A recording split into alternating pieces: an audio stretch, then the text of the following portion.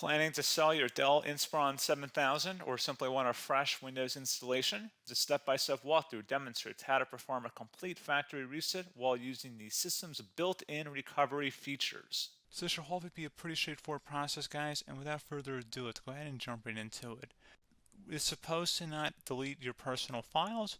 I strongly suggest that you create a backup of any important files or documents before you proceed, because even though it might say that it's going to save your personal files, there's no guarantees that it will, so just keep that in mind, and we're going to go ahead and jump right into it.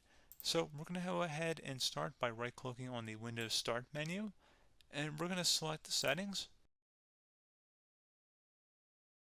You want to select System, and then on the right side, scroll down until you get to Recovery, Reset Advanced Startup Previous Version of Windows. Go ahead and open that up.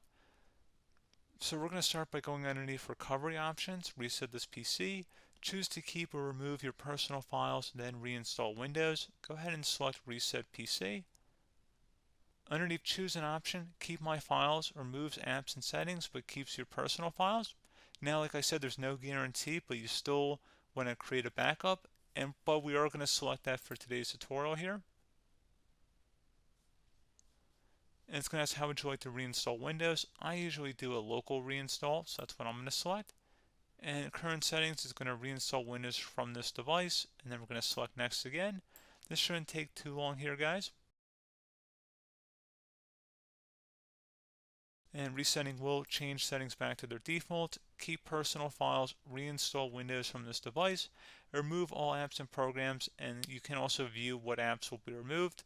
This will take some time and your PC will restart.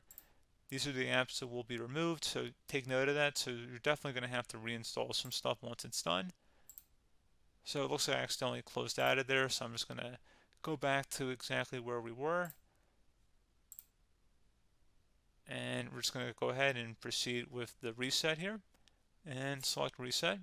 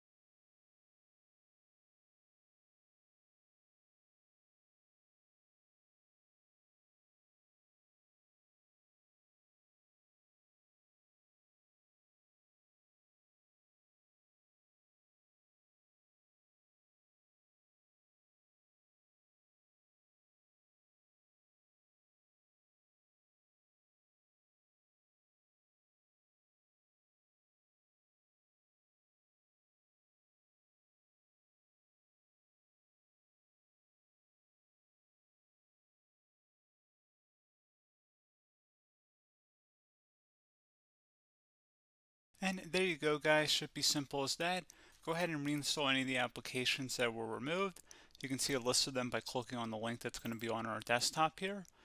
And that's pretty much it, guys. So, as always, thank you for watching this brief tutorial. Do hope I was able to help you out, and I do look forward to catching you all in the next tutorial. Goodbye.